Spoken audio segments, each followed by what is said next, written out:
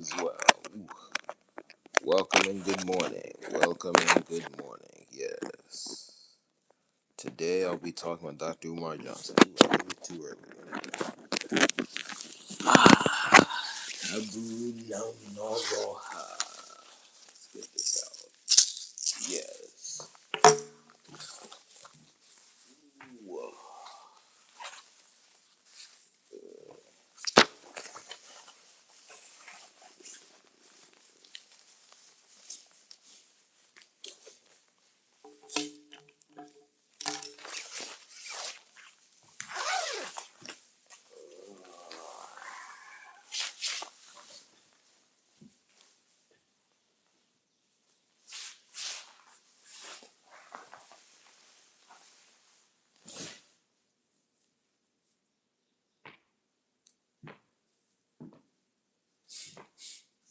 Oh, okay.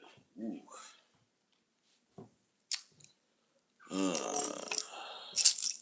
Welcome to all my ancestors. ZKGK. My name is Chimoge. Thank you to my returning viewers. My government name is Chimoge Chijoke Ibe. Chimoge, of course, my given name. My foremost nickname is Moge, Maoge. Chimoge is a longer version of Moge. Moge is better, knows the time. Chi means monster. Most people who speak my language today will say that it means God, although I would disagree, just because of historical evidence, contextual evidence, as in almost no one prays to Chi. People use the words Chineke and Chuku and then also speak English because there's a lot of language breakdown.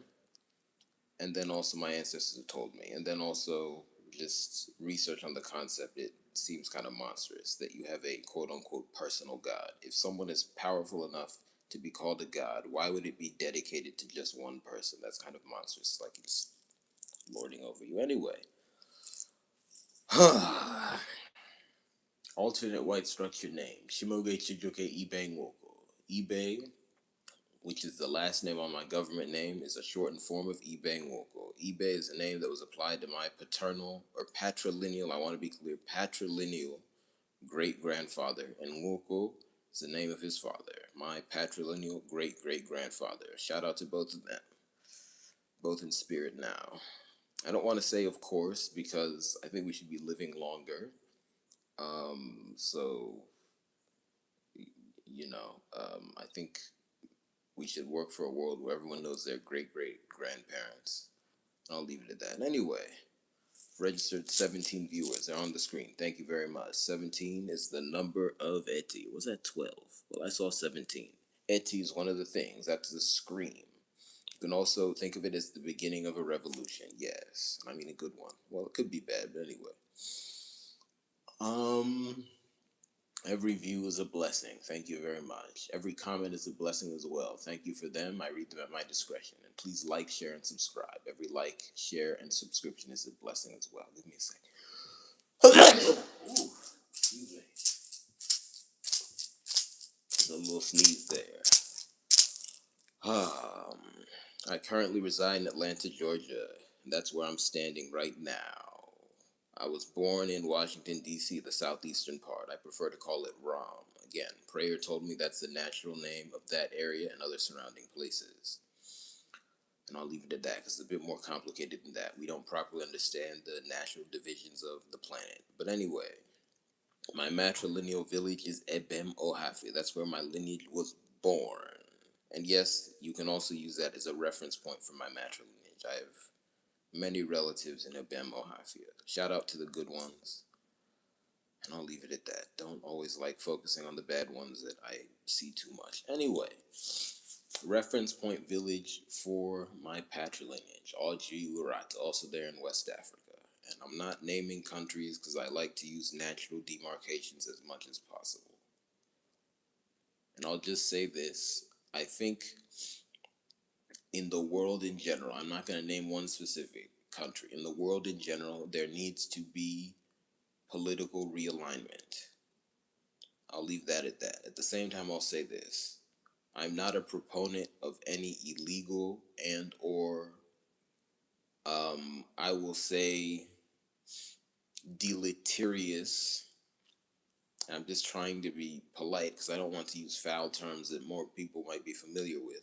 I'm not in favor of any illegal or deleterious actions to change political alignment. Everything must happen without the use of evil and within the bounds of the law. And I'll leave it at that. Let me walk.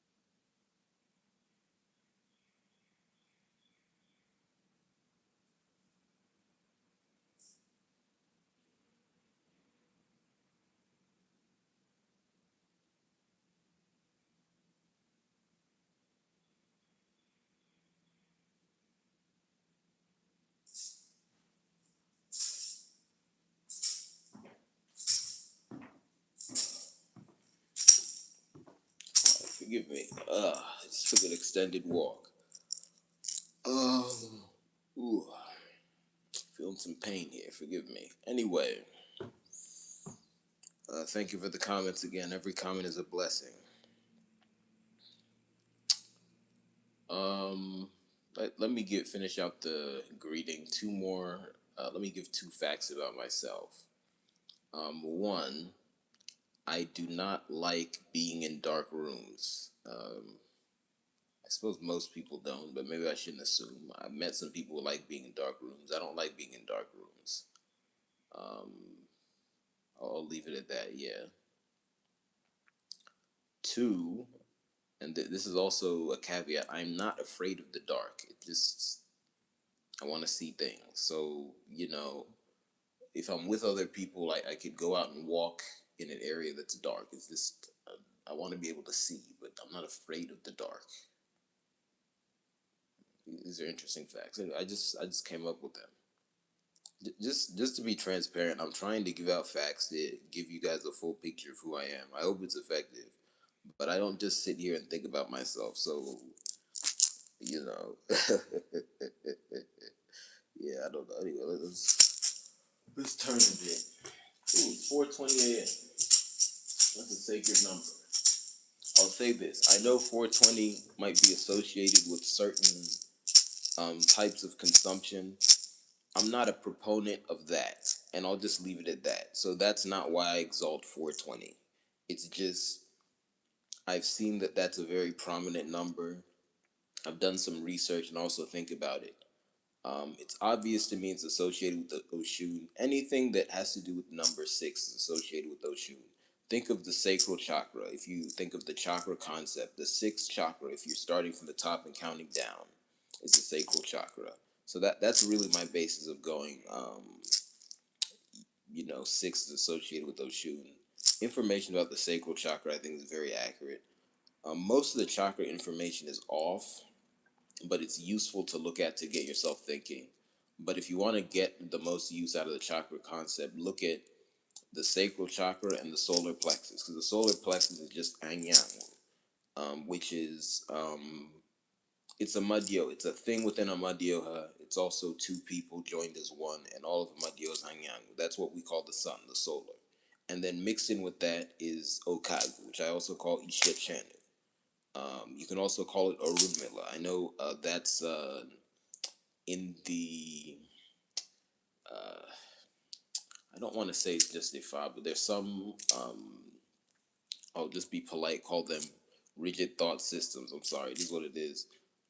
It's said to be an Orisha, but it's one of the things. But that thing is itself part of a Madioha. That's the goddess under. Anyway, that's just some information if you want to do some research on that and derive value from it. And I know I haven't really gotten to the topic yet, but I'll get to it.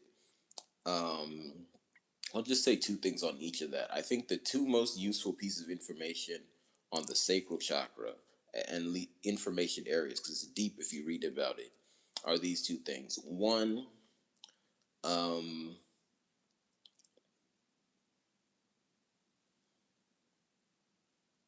I'll say it like this.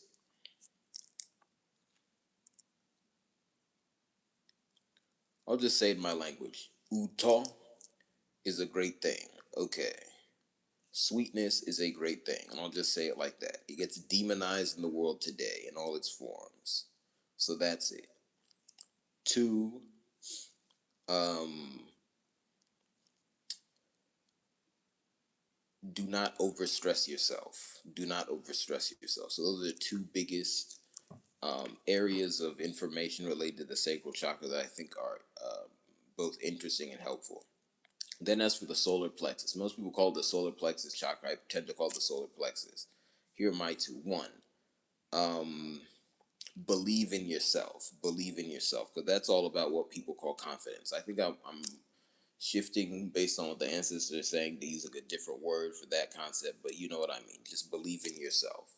And two,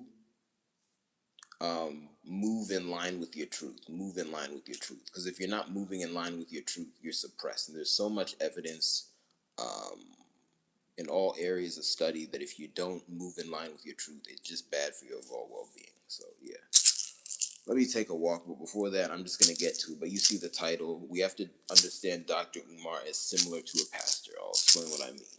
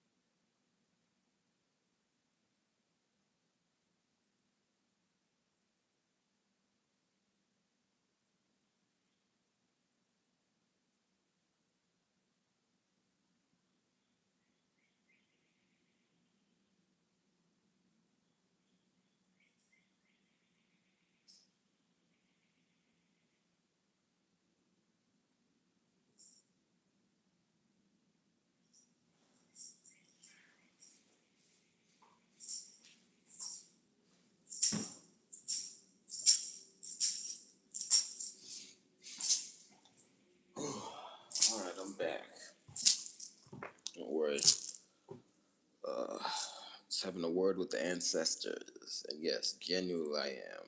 Let's say it in a more mainstream way. I was off praying to the side. Although I want to emphasize, I don't do this. I guess if I was hooting and hollering, it would have hurt me. But anyway, uh, I mean, my prayer method is really just thinking, or I'm just talking out loud. If I was talking out loud, you would have heard me. Um. Anyway, forgive me. I'm feeling pain. As you guys know, recovering from a number of long-term injuries and health issues. So just from time to time, I have some pain, but don't worry, I'm operational right now. I'm gonna deal with it. So let's talk about Dr. Umar as a pastor. Um, this is a simple point. Other people have made it. I won't claim to have invented this. I haven't heard people's in-depth explanations for it. I'm not saying they didn't happen, but I haven't heard them. Um, at the same time, I will say I don't think that people have emphasized the point well enough because it really should be put mainstream. I want to emphasize this.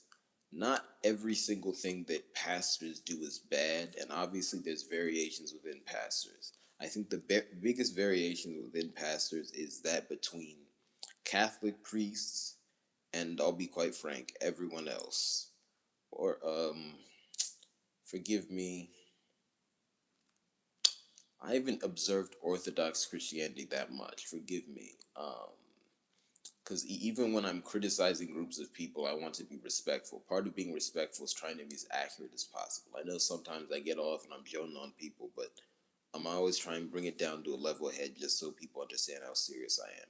From my, let me not say what I've seen. I haven't really observed Orthodox Christianity. To my understanding, Orthodox priests and pastors operate very similar to Catholic priests, but let me put an asterisk by that. So let me just say, when I'm talking about pastors, let me talk about Catholic priests and then, um, I guess, Protestant evangelical pastors. Okay, and let me just leave it at that. There are variations between those two broad groups, right?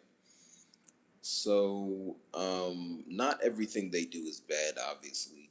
Quite frankly, there are techniques they use that everyone who is a good communicator and everyone who is more energetic than substantive should employ.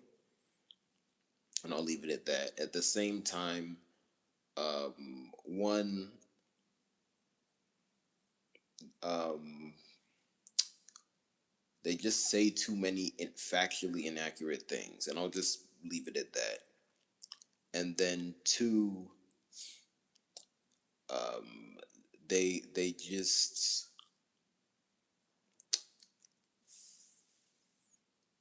ebubolu kara eme. What do I mean by that? The Am I gonna translate that? Let me walk actually.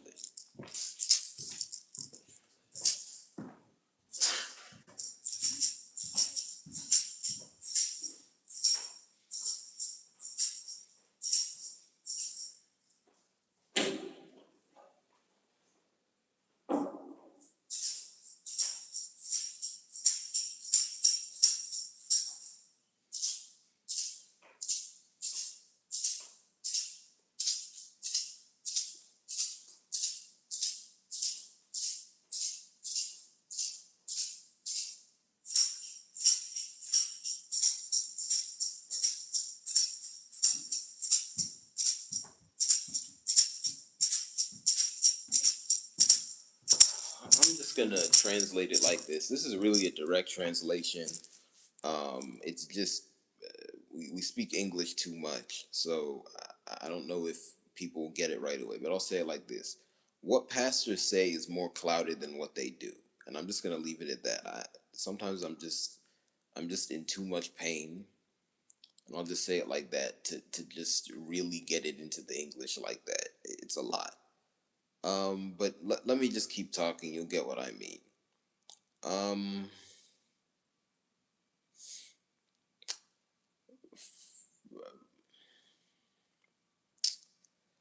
Pastors have a habit of claiming that the word, and I'll just saying, start saying things like that. The word will save people, or things of that nature. Obviously, words are important.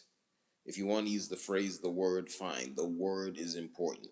But what I mean by the word, I literally mean words as a concept. You can call that the word, and yes, that is part of the God of Thunder. I'm not talking about the vague conception of the word of God or whatever.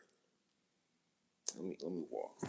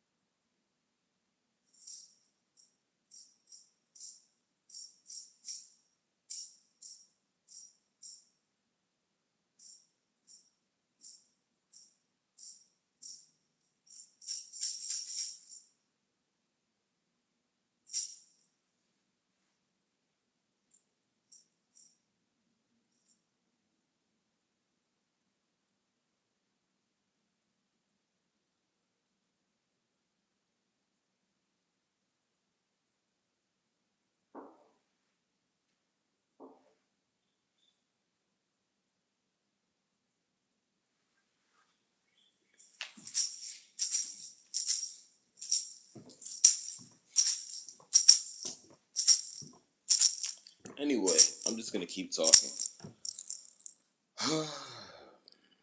Yeah, ancestors have a lot of additional comments. So if you have a habit of saying the word saves, you tend to just tell people that if you listen to me, that alone is gonna make things better. And then you don't follow it up with comprehensive action. And I want to say this: creating a church is not comprehensive action.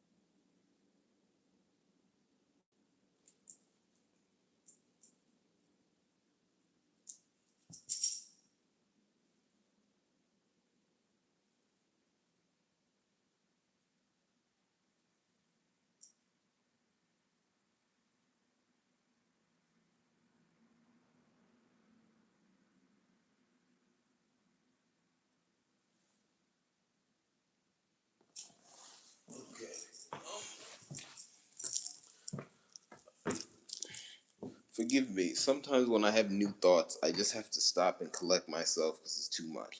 I'm just gonna go there. Is FDMG not Umar's church? Is the school not like the children's school off to the side? Let's think about it. Because he's called it a school, but then he's talked about 10 million other things it's going to have. And one thing he's always emphasized, it's going to be a place for discourse. Again, obviously, you should have places for discourse, but just why would you do all that?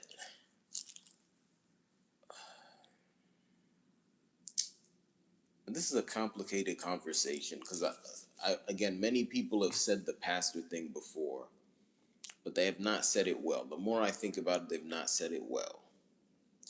And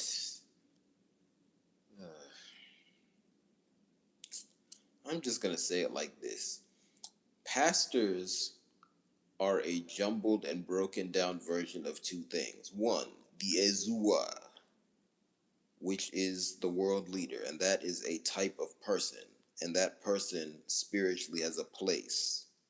And I'll say it like that. And then two, I will just say mostly energetic people. That's a thing. Neither of those things function properly in the world today just because the world's not functioning properly.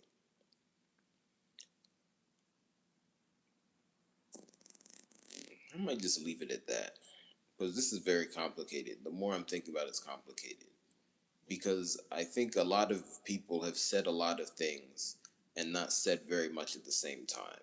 Because there's no way that I'm just seeing certain things that I don't know how to articulate right this moment now. Because they're very simple. I think I'll just end by saying this. Just because you criticize someone doesn't mean that you're different than them, even if the criticism is correct.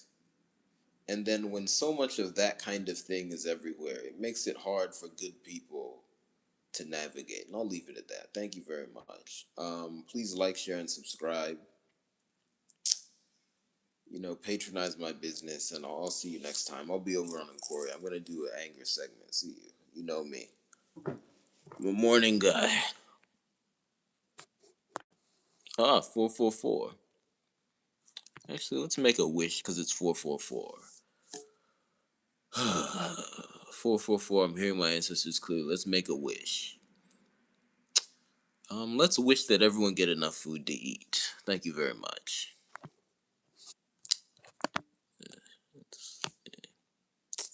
Let me wait until I can put up the short. It's Neil.